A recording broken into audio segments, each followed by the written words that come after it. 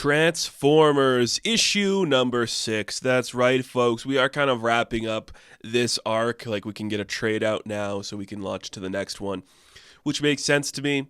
This book's been incredibly fun. You know, like, we're doing something truly crazy here with Transformers. And it's like, what if this looked like it was intense and crazy and everything was insane, and then just big wrestling moves on robots and big gunfire? What if that happened? What would it look like? It looked like this. And it's pretty cool. This book's insane. And it just continues to be like, this is just like 5 people fighting a war of an entire planet. And now that war's come to Earth. So at the end of the last issue, Devastator showed up. Uh-oh. What's that going to look like? Well, the Autobots need to retreat. They need to get to cover because they can't beat Devastator right now. You see that Cliffjumper's like, I can go head on to him and we could take down Devastator. Because like, you can't. We're too small. We need to find a way to save the people we have and not just like attack the big thing that's going to destroy us. We can't do that. We have to sneak inside the base and hopefully we can be safe that way. And as that's going on, Starscream is just like watching the Devastator take everything down. He's like, yes, this is so great. Huh? And then Optimus Prime kicks him in the head. He's like, everyone get back inside. We have to get out of here. So Optimus grabs Sparky. They start to retreat.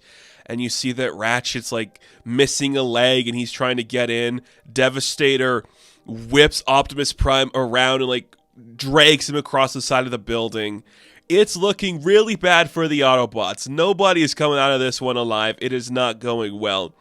They start to crawl inside the building, and then the Devastator's reaching in. They have to close the door. They crush it on Ratchet's other leg, so he's legless. They can't get in. Soundwave and Starscream are like, all right, Devastator, there's like, it's easier if you like break the mountain on the other side of the base than it is to like break the base here itself. So why don't you start digging your way through the other side of the mountain?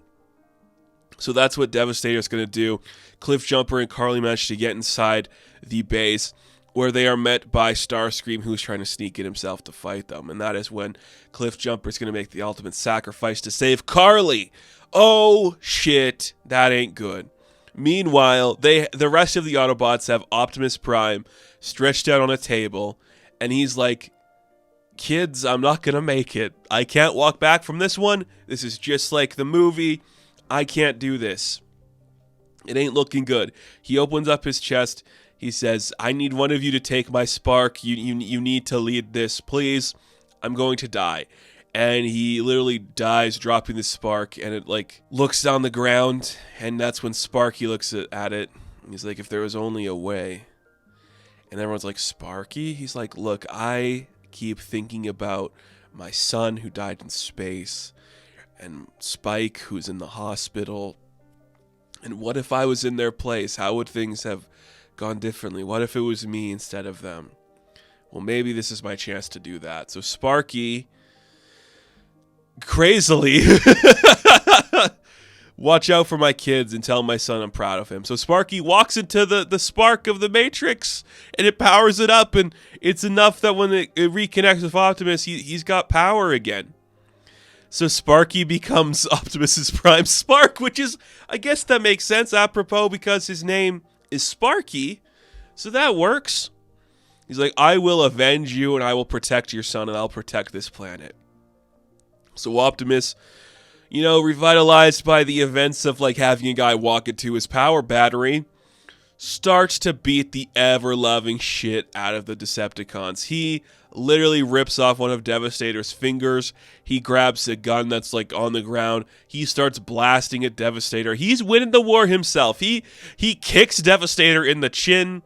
That is when we cut back to see that Starscream and Carly are in the fight, and Cliffjumper looks like he's about to be like beheaded, and Carly grabs a big gun and blasts Starscream, and that is when they have like the upper hand. But you see Cliffjumper is like a child in war, and he can't kill him. I'm so tired of war, I don't want to kill him. He's like, you stupid man, you should have killed me, and he kidnaps Carly. And that is when we cut back to the fight with Devastator and Optimus. So Optimus has like a plan. He's going to lead Devastator to the top of the mountain, keep blasting at him, and then when like the moment's right, you see Optimus is like, come on, give me your best shot. And then as like Devastator attacks him, Optimus flips him over his head, and drops Devastator over the mountain, breaking him apart on top of Starscream, who's trying to kill Carly. And Carly is caught by Cliffjumper, and the Devastator Destructicons, they like separate and they're like, let's get out of here, whoa, and they flee. So one of them grabs a hold of Starscream and they start to leave, and the only Decepticon like left in the area is Soundwave, and Optimus is like, just wait a minute, okay, this war isn't helping anybody. Can we please try to find a way to save our home together? And I really like, I've said it numerous times, I'll reiterate it here, my favorite Transformer is Soundwave. I love this moment of just like Soundwave watching Devastator and all of the machinations of him drag Starscream away. He's holding Ravage, who is dead, and Optimus is like, we can fix this if you trust me. And he looks to his dead dog, he looks over to Optimus, and he's just like, throws a punch at him. Optimus catches it and he's like, I desire peace, but I'm no fool. And that's when Thundercracker picks up Soundwave and leaves. And you're like, hell yeah, dude. I love that moment so bloody much. It is so much fun. Decepticons have lost. The Autobots have won for the day, but we cut to the hospital because Spike has woken up.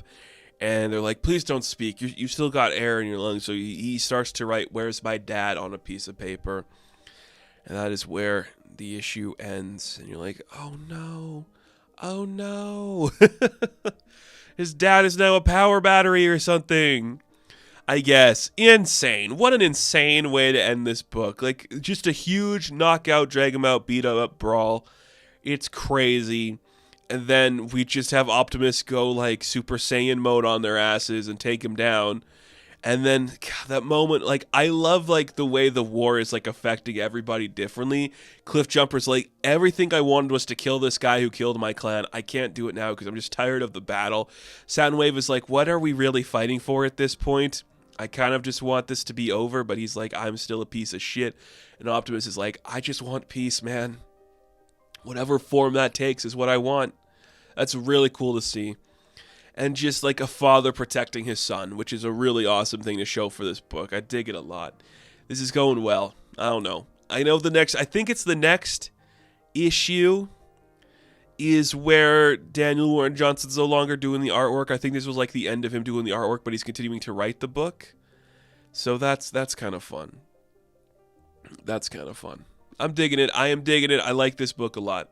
So Transformers issue number 6.